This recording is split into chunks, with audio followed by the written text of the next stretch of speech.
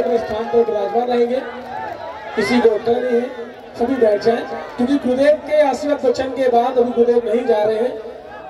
आज बागेश्वर धाम परिवार नौगांव मंडल की तरफ से एक ऐसी बहन का विवाह होने जा रहा है जो उनके माता पिता मजदूरी करते हैं, उनके पिता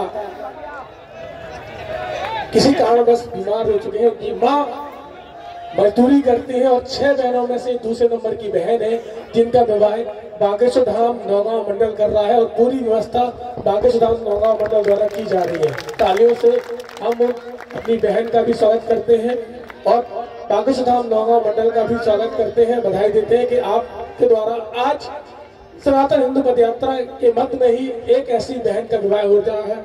हम सभी के मध्य में उस बहन के विवाह में लाखों भक्त आज पहुंचे हैं। तालियों से उनका स्वागत करते हैं और आगे चलते हैं गुरु भगवान के आशीर्वाद वचन की ओर।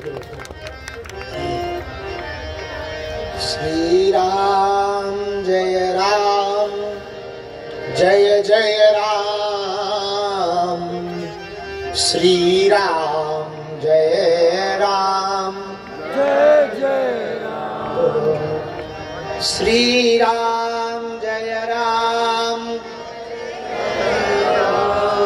गाइए श्री राम जय राम। यह श्री रघुनाथ जी का विजय मंत्र है। हनुमान जी ने इसी मंत्र को जप करके लंका को जलाया था, इसलिए हम लोगों को भी धर्म विरोधियों की लंका जलानी है। जैसे हनुमान जी ने विजय मंत्र का जप करके रावण की लंका जलाई थी, हम लोगों को धर्म विरोधियों की लंका जलानी है तो गाना पड़ेगा श्री राम जय राम। दोनों हाथ उठा के श्री राम, हाथ नीचे कर लो, ठंडी बहुत है।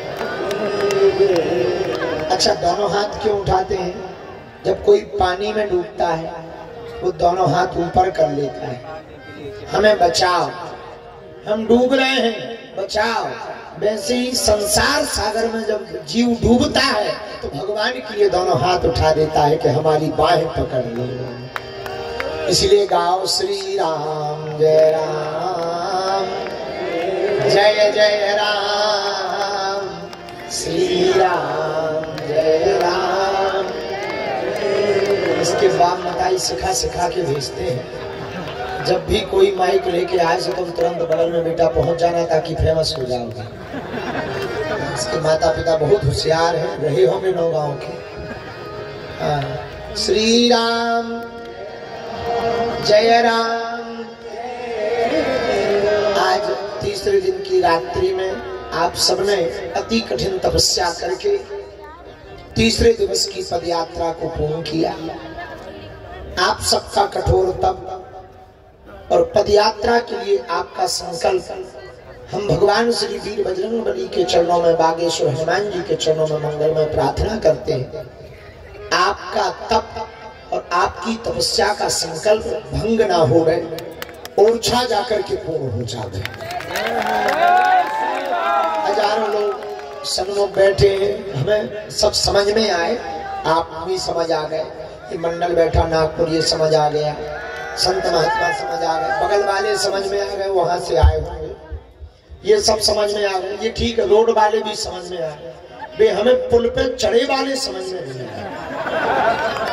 तुम लोग ठेला हिला के नीचे जाने के विचार में खड़े हो गए, बाकी सब समझ में आ गए। भगवान जी बैठे, कभी बैठे, ये लोग बेचारे गाने के लिए बैठे, संत महात्मा आशीर्वाद देने के लिए। लेकिन आप लोग ऊपर, अब कोई बात नहीं, नौगांव के हो गए, ठीक है। तो तीसरे दिन की यात्रा पूरी हो गई, भगवान की बड़ी कृपा। हजारों लोग वहाँ, एक पंडाल बना वहाँ भी रुके हैं, कुछ लोग बसों में रुके हैं, कुछ लोग रात को चले जाते हैं। सुबह से संकल्प ले रखा है कि ओरछा में यात्रा पूरी करेंगे, तो सुबह फिर आ जाते हैं। कुछ लोगों का बैग हमारे बस वाले ले गए, बैग चला गया सो सामान चला गया, सामान चला गया सो कपड़े चले जाए, कपड़े चले गए सो कंबल चला जाए, और कंबल चला गया सो ठंडी आ गया। तो बुरी दुर्दशा है। एक माता जी हमें अभी अभी मिली, दिल्ली वाली, महाराज हमारा तो बह गई चला गया। कष्ट तो हो रहा है पर उनसे कष्ट कम है। आजादी के समय गुलामी को दूर करने के लिए हमारे भगत सिंह जी ने जब फांसी के फंदे को चूमा होगा तो कितना कष्ट हुआ होगा। विचार करना, सामने उनकी माँ खड़ी थी, माँ पर क्या गुजरी होगी। लास्ट टाइम जब माँ से मिले तो माँ से भगत सिंह ने कहा बेबे, बेबे कहेंगे, बेबे जब हमें फांसी हो तो तुम मिलने मत आना। माँ ने कहा पागल हो, क्यों ना बेबे तुम आओगी तो कौन माँ ऐसी अभागनी होगी जो अपने बेटे को फांसी के फंदे पे झूलती हुई देखे। तुम आना मत।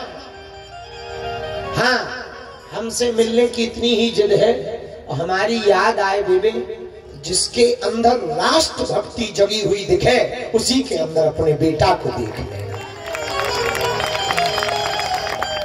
पर उन लोगों से तो हम लोगों का कष्ट कम है। आप लोग जो पदयात्रा करके देश में सड़कों पर निकलकर क्रांति कर रहे हैं, हम उनके लिए कर रहे हैं जो आने वाली पीढ़ी है। हम उनके लिए कर रहे हैं जो वर्तमान में है। हम उनके लिए कर रहे हैं कि ये देश गजवाई हिंद ना हो जाए। बाकी बातें तो हमारे आज गौरी गोपाल आश्रम के पूज्य महाराज श्री जी, हमारे भ्राता पूज्य श्री अनिरुद्धाचार्य जी महाराज जी ने एक एक तर्क के साथ, पगुआ वालों तो इतना गजब को बोले वो सिस्टम वाला, वो तो बहुत मजा आ गया। बड़ी हम लोग यहाँ बात कर रहे थे कवियों को इशारा करके, बड़ी प्रैक्टिकल बात है। और इसमें से कुछ प्रैक्टिकल वाले भी थे तो वो तुरंत बोले नहीं सही है। खासकर एक भाई साहब सेल्फी ले रहे थे, हमने समझ गए थे ये प्रैक्टिकल वाले ही है। तो जब महाराज जी ने बोला कि भाई अब जिस प्रकार से हम लोग पगुआ पीने जाते 100 200 जोड़ लेते हैं, मंगा लेते हैं, अद्भुत अद्भुत प्रैक्टिकल बात बोली थी। बाकी आपने बहुत सिद्धांतिक, तार्किक और वर्तमान परिप्रेक्ष्य के सभी उदाहरण और इतिहास के सभी पुरातन उदाहरण को देकर के आज हम सबको एक नई ऊर्जा दी। आपकी वाणी सुनकर के जो कुछ लोग थक रहे थे, फिर भी नागपुर मंडल सबकी सेवा कर रहा है। डॉक्टरों की टीम लगी है, नेपाल के लोग आए हैं। अभी कल हमको अभी जानकारी मिली ऑस्ट्रेलिया के हिंदू आ रहे हैं पूरी फ्लाइट भर के। हाँ, उन लोगों ने फ्लाइट बुक कर ली, ऑस्ट्रेलिया से आ रहे हैं। बोले गुरुजी, जब भारत के सब हिंदू सड़कों पर उतर रहे हैं तो जब इजराइल में उपद्रव हुआ तो विदेशों में रहने वाले इजरायली नागरिक अपने देश में पहुंच गए अपनी संस्कृति को बचाने के लिए, तो अब हम भारत जाएंगे अपनी भारतीय संस्कृति को बचाने के लिए। भारत एक नया इतिहास लिख रहा, नई क्रांति लिख रहा। कष्ट होगा पर ऐसे ऐसे कष्ट वाले हैं। एक ये खड़ा हो गया भाई, ये बुंदेलखंड के खली है, ये अपने बालों से रथ को तान रहे हैं। हम लोगों को तो पैदल चलने का कष्ट है, इन भाई साहब को तो अजय इधर इधर पकड़, उधर से तुम पकड़ो इसमें पितामा जी, तानो एक दूसरे, तान तान तान दे, तान दे, जोर लगा के, जोर लगा के, जोर लगा के,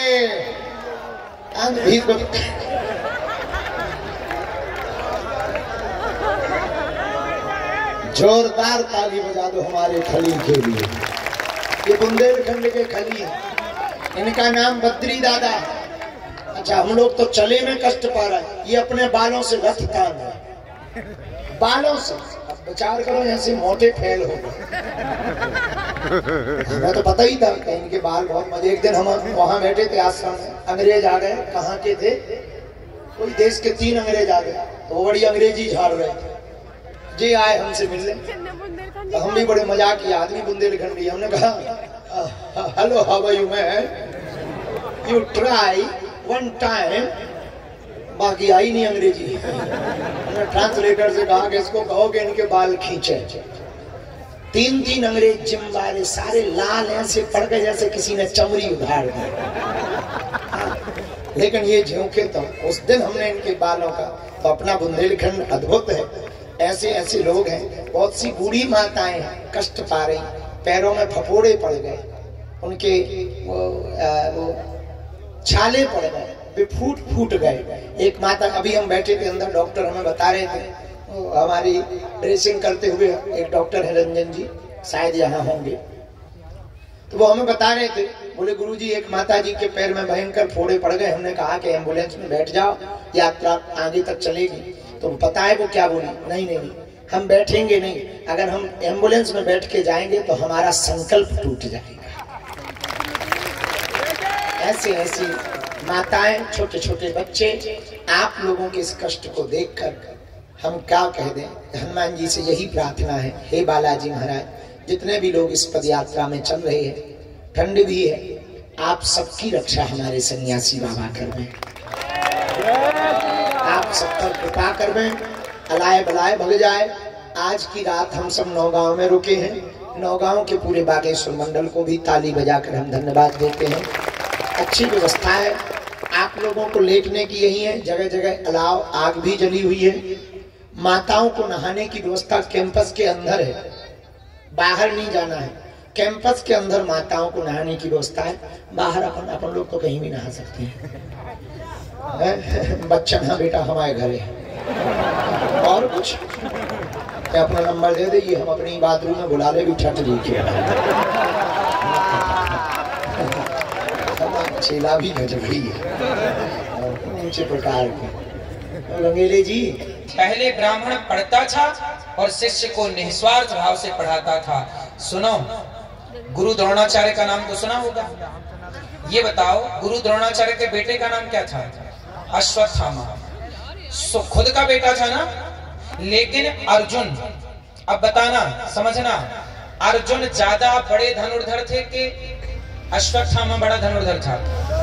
जोर से क्यों? यदि अर्जुन को पढ़ा सकते हैं गुरु द्रोणाचार्य, तो खुद के बेटे को भी तो पढ़ा सकते थे ना। अर्जुन को इतना बड़ा योद्धा बना सकते थे, तो खुद के बेटे को भी तो बना सकते थे ना। क्यों नहीं बनाए? बताओ। क्योंकि जो ब्राह्मण था ना, ब्राह्मण जो होता है वो पढ़ाता है, तो वो ये देख कर पढ़ाता है कि ये विद्या का प्रयोग कहाँ करेगा, ये पढ़ने योग्य है या नहीं, ये विद्या का सदुपयोग करेगा कि दुरुपयोग करेगा।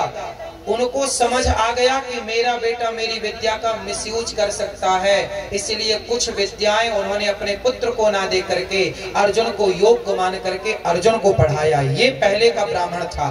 ब्राह्मण निस्वार्थ पढ़ाएगा, ब्राह्मण का काम था पढ़ाना और कोई फीस नहीं लेना, ये काम था ब्राह्मण का। इसलिए गौरी गोपाल गुरुकुल में 150 बच्चे पढ़ रहे हैं, कोई फीस नहीं लगती उन बच्चों की। ये दास अनिरुद्ध उनकी सेवा करता है पढ़ाने लिखाने के लिए, आज भी वो गुरुकुल परंपरा जिंदा है। तो ब्राह्मण का काम पढ़ाना था, ब्राह्मणिक व्यवस्था थी। क्षत्रिय क्या था? तलवार उठाओ चलो और राज्य की सीमा की रक्षा करो, देश की रक्षा करो। क्षत्रिय व्यवस्था थी जो तलवार उठाए। वैश्य जाओ पैसे कमा के लाओ, देश को मजबूत करो, पैसा कमाओ। शूद्र की व्यवस्था थी कि तुम सबके साथ, जैसे लोहार, तलवार पृथ्वीराज चौहान के पास जो तलवार थी, वो तलवार किसने बनाई थी? महाराणा प्रताप के पास तलवार थी, झांसी की रानी के पास तलवार थी। तो क्या झांसी की रानी खुद ने तलवार बनाई थी? कोई लोहार ही तो बनाया होगा, नहीं बनाया होगा। तो जितना बड़ा योगदान झांसी की रानी का है तलवार चलाने में, तो क्या उस लोहार का नहीं है तलवार बनाने में? इसलिए हम लोग संगठित तो शुरू से थे। नेताओं ने जातवाद का जहर घोल के हमसे आपको अलग कर दिया, आपसे आपको अलग कर दिया, आपसे आपको अलग कर दिया, और हम बढ़ते गए अपने अधिकार के लिए। देखो ये रात के 12 बजे सभा करनी पड़ रही है कि हम एक हैं, केवल ये बताने के लिए रात के 12 बजे खड़ा होना पड़ रहा है कि भैया तुम एक थे, एक हो, एक ही रहोगे। लेकिन फिर भी इस देश में आज भी जातियों के नाम पे लोग बढ़ रहे हैं। ब्राह्मणिक व्यवस्था है बेटा, क्षत्रिय व्यवस्था है। वैश्य की व्यवस्था है और शूद्र हम सबके साथ सदा से खड़ा रहा। तो जो शूद्र हमें, हमारा मोची भाई हमें चप्पल जूता बना के देता था, तलवार बना के देता था, कुम्हार के बनाए घड़े से ही हम पानी पीते चले आए हैं सदियों से। आप बताओ, जब बच्चा पैदा होता था ना, सुनो, तुम्हारे बाप दादे जब पैदा हुए थे ना, तो गांव में एक ताई हुआ करती थी। वो ताई जो अनपढ़ थी लेकिन आज के डॉक्टरों से बढ़िया थी, नहीं थी। बच्चा घूम जाए तो ऑपरेशन ही करती थी, पेट में घुमा के ठीक कर देती थी। वो इतनी बड़ी ज्ञानी थी, वो नहीं थी। उसे आज डॉक्टर नहीं मानते, आजकल वो डॉक्टर के लेवल पे नहीं आती, आजकल लोगों ने उसको हटा दिया। लेकिन वो ताई वर्षों से, आज तो चलो 70 साल से हम देख रहे हैं हॉस्पिटल, आज के 70 साल पहले तो सब गाँव में ना नॉर्मल डिलीवरियां होती थी। और वो ताई आती थी नरा काटने, तुम्हारे बाप दादों का नरा उसी ताई ने काटा, और मुंह में हाथ डाल के गंदगी निकाल के वही नहलाती थी। जब तक कहते हैं वो ताई स्नान नहीं कराती थी, तब तक बच्चा शुद्ध नहीं होता था। तो जिसके स्पर्श करने से, जिसके छूने से तुम्हारी संतान शुद्ध होती है, वो ताई भला अशुद्ध कैसे हो सकती है? वो ताई भला अछूत कैसे हो सकती है? हैं? वो अछूत हो सकती है? इसलिए ये जो छुआछूत की भावना है, ये छुआछूत की भावना हम मिटाएं। और देखो, हम बात नहीं कर रहे हैं कि नहीं जी छुआछूत नहीं होनी चाहिए। मैं केवल यहाँ भाषण देने नहीं आया। गौरी गोपाल आश्रम आना, पूज्य महाराज जी के चरण पड़े हैं। गौरी गोपाल आश्रम में माताएं रहती हैं 290। वो ब्राह्मण माँ भी है वहाँ, क्षत्रिय माँ भी वहाँ, वैश्य माँ भी वहाँ, शूद्र माँ। मैंने आज तक किसी माता से जात नहीं पूछी, सभी माँओं के पांव दबाता हूँ एक साथ। तो मैं केवल छुआछूत मिटाओ केवल कह नहीं रहा हूँ। गौरी गोपाल में वर्षों से चल रहा है, मैं छुआछूत नहीं मानता। देखो ना, गौरी गोपाल में सब माँ के पांव दबाता हूँ। गौरी गोपाल में एक रसोई चलती है, पूज्य महाराज जी भी देखो रसोई चला रहे हैं। यहाँ इतने लोग भोजन कर रहे हैं, अब इतने लोगों को यहाँ भोजन मिल रहा है। क्या महाराज जी ने किसी से जात पूछी कि भैया तुम्हारी जात क्या है? नहीं, ऐसी गौरी गोपाल में रसोई चलती है अखंड, कोई जात पात नहीं, सब आओ खाओ। जब जात पात की दीवारें हमने गिरा दी, तो आप बताओ आप कब गिराओगे, कब मिलजुल करके रहोगे? महाराज जी ने तो गिरा दी ये दीवारें। जातियों को व्यवस्था के रूप में स्वीकार करना है, छुआछूत के रूप में स्वीकार नहीं करना। ये एक व्यवस्था थी। आप कितने लोग बात से सहमत हैं कि ये व्यवस्था थी? ये ऊंच नीच छुआछूत मैंने तो कभी अपने पूरे जीवन में, मैंने सबके साथ मैं बैठता हूँ, मैं आपके साथ बैठता हूँ, आपके साथ बैठता हूँ, मैं कभी जात पूछ के नहीं बैठता कि भैया तेरी जात क्या है। सबको गले लगाने में बुराई क्या है?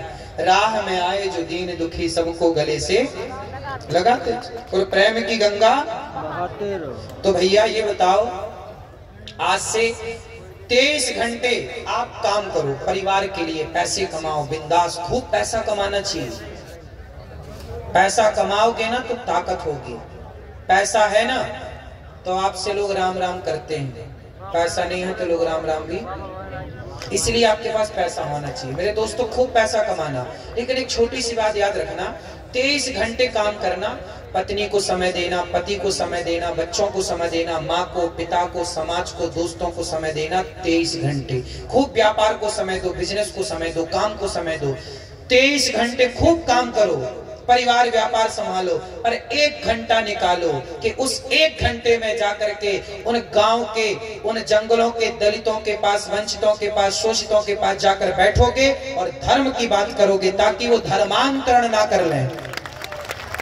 आप बताइए, आज हमारे देश में क्या धर्मांतरण नहीं हो रहा है? क्यों हो रहा है? क्योंकि हम लोग उन लोगों से मिलना जुलना छोड़ दिए जो गांव के ना जंगल के कोल भील हैं, आदिवासी हैं, उन लोगों से हम लोग मिलते नहीं। उनको कोई आटा की जरूरत है, दाल की जरूरत है, बेटी का ब्याह नहीं हो पा रहा है, तो भैया आप सबसे प्रार्थना है, तुम गांव के लोग थोड़ा पैसा इकट्ठा कर लो, चंदा, और वो गरीब है तो उसकी बेटी का ब्याह करा दो। खाने को रोटी नहीं है, थोड़ा आटा की व्यवस्था करा दो, थोड़ा चावल की व्यवस्था कर दो। यदि तुम हिंदुओं के साथ खड़े रहे ना, तो क्या मजाल के हिंदुओं को कोई बरगला के ले जाए अपने धर्म की ओर। यदि आपने साथ दिया तो किसी आज पादरी आता है और जाके हिंदुओं का धर्मांतरण करा देता है। जहां मंदिर थे वहां आज वो बन गई, क्या बोलते हैं उसको, चर्च बन गई। क्यों बन गई भैया? आज हम लोगों ने जाना आना छोड़ दिया। मिलना जुलना छोड़ दिया, सारा समय हम मोबाइल पर रहते हैं, रील पर रहते हैं, फेसबुक व्हाट्सएप इंस्टाग्राम पर रहते हैं। भैया समझो, ये महाराज जी पैदल चल रहे हैं, छाले पड़ गए, देखिए क्यों चल रहे हैं। अभी मैंने के साथ चला लगभग 1-2 किलोमीटर जो भी चला, तो मैंने देखा कि महाराज जी कितने बढ़िया हैं कि दूर खड़ी कोई बहन ना, दूर खड़ा कोई दादा, दूर खड़ा कोई बच्चा, उसे भी ये देख लेते हैं और बुला लेते हैं, आओ यहाँ आओ। जो लोग इनसे नहीं मिल सकते थे इस यात्रा में, जैसे भगवान राम राजा बनने के पहले 14 साल वनवास गए और वनवास में शबरी तक पहुंच गए, निषाद तक पहुंच गए और बंदर भालुओं तक पहुंच गए, तब जाके राम जी राजा बने। ऐसे महाराज जी निकल करके सब तक पहुंच रहे हैं कि कोई न छूटे। ये एक अच्छा संकेत है, ये एक अच्छा, बोलो जय श्री राम, अच्छा संकेत है। ऐसा ही होना चाहिए। हम लोगों को गांव-गांव जाना चाहिए, घर घर जाना चाहिए। आप सब लोग भी इस यात्रा 9 दिन की यात्रा पूरी करके जब घर जाएं तो संकल्प लें, आपके गांव के आसपास आपको पता तो होगा ना कि इस आदमी ने धर्मांतरण कर लिया है, उसके पास जाके बैठो, गीता ले जाओ। भैया तुम्हें क्या दिक्कत थी सनातन धर्म से? तुमने, हमारे यहाँ शिवाजी के बेटे हुए हैं संभाजी, क्या नाम था? संभाजी के बारे में जरा गूगल में सर्च कर लेना, अभी रात को या कल पता चल जाएगा। संभाजी ने खूब युद्ध जीते, लेकिन एक बार मुगलों ने धोखे से पकड़ लिया। ये मुगलों ने धोखा बहुत किया है। हम ईमानदारी से चलते रहे, पीठ से अब पीठ में आके वार कर दिया। अब क्या करें, हम आपकी तरफ देख रहे, कोई पीठ में मार दे तो मर ही जाएंगे। ये छाती पे प्रहार करे कब है? ये तो पीछे से खंजर भौंके हैं ना। तो संभाजी को इन्होंने पकड़ लिया और संभाजी के बारे में जब मैंने पढ़ा, और आप पढ़ोगे ना रो पढ़ोगे, तुम्हारी आंखों में आंसू आएंगे। संभाजी के नाखून पकड़ के उन्होंने चिमटी से, बड़े जो होता है लोहे की, पकड़ के खींच लिया, नाखून उखड़ गया और उस उखड़े नाखून में गरम गरम पानी डाला मुगलों ने। सोचो, फिर सरिया जलता हुआ लाए, यहाँ धसाया और जब घाव हुआ तो नमक डाल करके घिस दिया, ऐसे ऐसे। संभाजी लगभग 39 दिन तक इस तरह से तड़पाया। उंगली काट दी एक, आज एक उंगली काटी, कल फिर ये पंजा काट दिया, फिर ये काट दिया। बस सोचो कितना कष्ट। और क्यों संभाजी की गर्दन में तलवार रखी? सुनो, धर्मांतरण कर लो तो मुगल हो जाओ, तो मुसलमान बन जाओ, हम तुम्हें छोड़ देंगे। संभाजी बोले मारोगे और क्या करोगे? स्वधर्मे निधनम श्रेयः पर धर्मो भयावह। गीता में लिखा है कि अपने धर्म में रह के मर जाना अच्छा है, पर अपने धर्म का परित्याग करना अच्छा नहीं है। इसका उदाहरण संभाजी महाराज है। मर गए, शरीर के टुकड़े टुकड़े हो गए। अरे गुरु गोविंद सिंह जी के बच्चों के बारे में नहीं सुना? 2 बच्चों को, 2 तो शहीद हो गए थे और 2 बच्चों को दीवार में चुनवा दिया। एक 5 साल का छोरा, एक 7 साल का बच्चा। क्यों, यही उम्र थी लगभग? 7 साल के बच्चा कितना बड़ा होता भैया? 7 साल का बच्चा, 7 साल के बच्चे को जिंदा दीवार में चिनवा दिया, दीवार खड़ी कर दी आगे पीछे से, जिंदा बच्चों को दीवार। सोचिए क्यों? बच्चों से कहा तलवार रख के गर्दन में, धर्म बदल लो। 5 साल का बच्चा बोला मार दो, मर जाएंगे पर धर्म परिवर्तन नहीं करेंगे। क्या खून था, क्या जज्बा था, क्या प्रेम था अपने धर्म से। और आज का आदमी 500 रुपया में बिक जाता है। 500 रुपया कोई दे दे, 1000 रुपया कोई दे दे, तो आदमी धर्म परिवर्तन करने को तैयार है। मेरे दोस्तों, ये सब इसलिए हो रहा है कि आप जैसे युवा अभी हमारे गांव के वंचितों तक, शोषित तक, आदिवासी दलित भाइयों तक पहुंचे नहीं है। आपसे मेरी हाथ जोड़ के प्रार्थना है, पूज्य महाराज जी की भी आपसे यही प्रार्थना है। और ये यात्रा इसीलिए निकाली गई है कि महाराज जी सब तक पहुंचे। मुझे बहुत अच्छा लगा जब मैंने सुना कि महाराज जी ने यात्रा निकाली। मैं लालायित हो गया और इनके प्यार ने मुझे खींच लिया, आप सबके प्यार ने खींच लिया। और आज आप सबके बीच में सेवा करने के लिए दास हाजिर हैं। तो मुझे कितने लोग, मैं जब भी कथा करने जाता हूँ, मैं बिहार गया हूँ कथा करने, जहां भी मैं कथा करने जाता हूं, अभी मैं यहाँ ददरुआ धाम और ग्वालियर में कथा थी, मैं जहां कथा करने जाता हूं, मैं गरीब दीन दुखियों के घर जरूर जाता हूं और उनसे पूछता हूं कि तुम्हें कोई पैसे देके धर्मांतरण तो नहीं कराने आता? यदि मैं जा के पूछ सकता हूं, महाराज जी जा के पूछ सकते हैं, तो आपकी भी तो जिम्मेदारी है कि आप भी जा के पूछें। कोई दिक्कत है तो आप उनका सहयोग करें। अपने दोस्त जैसे शराब पीने के लिए तुम लोग सहयोग कर लेते हो ना, यार जरा 100 तो मिलाओ, 100 तो मिलाओ, एक पौवा ले आते हैं, पी लेते हैं। यदि शराब के लिए तुम सहयोग कर सकते हो तो किसी हिंदू ने जो धर्मांतरण कर लिया है, यदि तुम्हारे 1000-2000 की मदद कर देने से वो घर वापसी कर रहा है तो भैया मदद करना सही है कि गलत है? तो कितने लोग आज से ये मुहिम भी चलाएंगे? 1 घंटा राष्ट्र को देंगे, 1 घंटा धर्म को देंगे। किसको देंगे? 23 घंटा परिवार व्यापार के लिए काम करेंगे और 1 घंटा बैठेंगे दीन दुखी शोषित वंचित दलितों के पास जाके। क्यों भैया, कोई कमी तो नहीं है, कोई दिक्कत तो नहीं है? महाराज जी ने 200-200 300-300 बेटियों का विवाह करते हैं। क्यों करते हैं? भीख मांग मांग के, भैया थोड़ा सहयोग करो, थोड़ा सेवा करो, लोग देते हैं और ये महाराज जी करते हैं। पिछली वर्ष विवाह हुआ कन्याओं का, महाराज जी ने सबको गाड़ियां दी, महाराज जी ने सबको कितना सामान दिया। एक बाप अपनी बेटी को जितना नहीं दे सकता, वो जो महाराज जी ने इतना कुछ दिया उन बेटियों को। क्यों? ये चाहते हैं कि हमारे देश में हिंदू धर्मांतरण की आग में ना झुलसे। तो ये जितनी मदद कर सकते हैं कर रहे हैं। कुछ मदद ये कर रहे हैं, कुछ मदद हम करें, कुछ मदद आप सब करो, है ना? गौरी गोपाल आश्रम में कितने लोग कथा सुन सुन के, कितने लोगों ने धर्म छोड़कर वापस आ गए केवल सुन सुन करके। कितने लोगों को हम जा जा के समझाते हैं, कितने लोगों को बैठ करके प्यार से समझाते हैं। आपने प्रश्नोत्तरी में भी सुना होगा, कितने लोग आए, बोले हमने पहले बदल लिया था, बाद में कथा सुनी तो वापस आए। तो ये सब चल रहा है।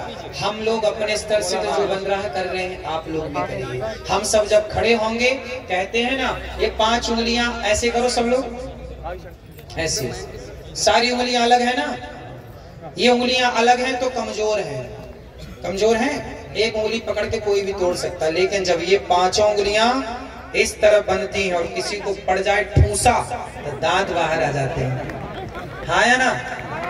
तो जहां सुमति तहां संपत्ति नाना, जहां कुमति तहां विपत्ति निदाना। एक झाड़ू बहुत सारे तिनकों से जुड़कर बनती है। यदि वो झाड़ू तिनकों से जुड़ती है तो सारे कचरे को साफ करती है, और यदि वो झाड़ू स्वयं बिखर जाए तो खुद कचरा बन जाती है कि नहीं? हाँ या ना? मेरे सनातनियों, संगठित रहोगे तो कचरा साफ करते रहोगे, और यदि बिखर गए तो स्वयं कचरा बन जाओगे। इसलिए सबसे बड़ी बात है कि आपको संगठित होना है। तो अब से कितने लोग संगठित रहेंगे? जातियों के नाम पर हमें बंटना। बढ़िया बात कही किसी ने कि बटोगे तो कटोगे, बटोगे तो। बात सही है कि गलत है? सही है ना? तो फिर फॉलो करो, बटो मत, सबको गले लगाओगे, सब तक पहुंचोगे। कौन कौन पहुंचेगा? अपने गांव के आसपास के जंगल के कोल भील आदिवासियों तक पहुंचना है और उनका सपोर्ट करना है, हाँ या ना? और पूज्य महाराज जी का साथ हम सबको मिलजुल करके देना है। पूज्य महाराज जी की यात्रा में, ऐसी यात्रा पहली बार आजाद भारत में देखने को मिली, और मैं चाहूंगा कि ऐसी यात्राएं अब सदा देखने को मिलती रहें। जब तक पूर्ण रूप से सनातन राष्ट्र की स्थापना ना हो जाए, सनातन राष्ट्र बनेगा तो गौ हत्या नहीं होगी, गौ माता बचेगी। आज एक और 2013 में एक कानून बना, सुनो, एक आखिरी बात कह के, आपको रात हो रही है, सुबह उठना भी है, आखिरी बात कह के बात को पूरी करेंगे। 2013 में एक कानून बना हमारे देश में, इसी देश में। जानते हो क्या कानून बना? कि कोई भी मुसलमान खड़े होके कह दे कि ये जमीन हमारी है तो वो जमीन उसकी हो जाती है। आप कोर्ट केस नहीं कर सकते, अपील नहीं कर सकते। एक ऐसा कानून, अभी आपने सुना होगा, अंबानी के घर को कह दिया मुसलमानों ने कि वक्फ बोर्ड का घर है, मतलब वक्फ बोर्ड की जमीन पे बना है। क्यों जी, बात सही है? ये सुना कि नहीं आप लोगों ने? अब सोचो कि वक्फ बोर्ड ने ये कह दिया, मुसलमानों ने ये कह दिया कि अंबानी का घर वक्फ बोर्ड की जमीन में बना है। अब सोचिए, अंबानी जैसों को ये नहीं छोड़ रहे हैं तो कल आपके घर में खड़े होके कह दें कि ये घर, ये जमीन वक्फ बोर्ड की है, तो कानून सरकार ने ऐसा बना दिया कि वो कह देंगे तो आपको खाली करना पड़ेगा। ये 2014-13 का कानून है, इसको आप पढ़िएगा, सर्च करिएगा, समझिएगा कि अब हमारे देश के नेता पुराने 2013 में ऐसा कानून बनाए, उसमें बताया जाता है कि केवल 14 मुसलमान थे और बाकी सबने हिंदू नेताओं ने समर्थन करके कानून पास कर दिया मुसलमानों के पक्ष में कि वो किसी भी जमीन पे खड़े होकर कह दें कि हमारी है तो हिंदुओं को खाली करना पड़ेगी और वो कोर्ट में अपील भी नहीं कर सकते। ऐसा अब बताइए ये सही है कि गलत है? अब आपकी जमीन पे खड़े होकर कह दें कि ये हमारी है तो खाली करना पड़ेगा। और कौन खाली करवाएगा? सरकार खाली करवाएगी, क्योंकि कानून बना दिया। अब सोचिए इस देश में हमारी ही जमीनों पर वो कब्जाएं करने को तैयार है। फिर जाओगे कहा? मैंने कई बार एक बात दोहराई कि देखो बांग्लादेश से खदेड़े गए तो भारत आए, पाकिस्तान से खदेड़े गए तो भारत आए, जम्मू कश्मीर से खदेड़े गए तो भारत के कोने कोने में गए। सोचो कि जैसे भारत से खदेड़े जाओगे कहाँ जाओगे? इसलिए सनातनियों को जगाने के लिए महाराज जी खड़े हैं। आपसे प्रार्थना है जागो। और महाराज जी साक्षात मुझे लगता है कि भगवान ही सनातनियों के लिए इस धरती पर इस रूप में अवतार लेकर के किसी न किसी रूप से आए हैं और ये सनातन की इस तरह की सेवा कर रहे हैं। ये हमारे सनातन संस्कृति के लिए बब्बर शेर हैं और इनका साथ सदा हमें देना चाहिए, कंधे से कंधा मिलाकर खड़ा होना चाहिए। और मैं तो भारत के सबको निवेदन करूं कि महाराज जी जो काम कर रहे हैं बढ़िया कर रहे हैं। और सुनो, हम लोग बच्चे हैं, यदि हम लोग कोई गलती भी करें ना तो हमारे बड़े संत हैं, साधु हैं, वो आके हमें 2 थप्पड़ भी जमाए, कान पकड़ के भी कहें कि भाई आप ये गलत कर रहे हो, ये वो मार्गदर्शन करें। हम तो कहते हैं कि हम गलत हैं तो हमें आप समझाओ कि भाई ये आपने गलत कहा, हम उसे सुधार करेंगे। लेकिन यदि अच्छा काम कोई कर रहा है तो सबको साथ जरूर देना चाहिए। क्यों जी? यदि हम कोई गलत कदम रखें तो हमें समझा दो कि भैया आप ये गलत है, हम सुधार कर लेंगे। बच्चा गलती करता है तो माँ थप्पड़ जमाती कि नहीं? बोलो। तो मैं भारत के तमाम साधु संतों से, तमाम बुद्धिजीवियों से, तमाम लोगों से प्रार्थना करूंगा कि इस यात्रा में आकर के अपना समर्थन दें और सनातन धर्म के लिए कंधे से कंधा मिलाकर चलने की जरूरत है, आगे बढ़ने की जरूरत है। तब एक अच्छे राष्ट्र का निर्माण होगा, तब एक अच्छे भारत का निर्माण होगा। बोलिए भारत माता की, भारत माता की, बागेश्वर धाम की, बागेश्वर धाम की, गौरी गोपाल भगवान की, गौरी गोपाल भगवान की। सबको राधे राधे। राधे राधे राधे। महाराज जी का तालियों से हम आप सभी स्वागत करते हैं। बहुत ही सुंदर आशीर्वचन हम आप सभी ने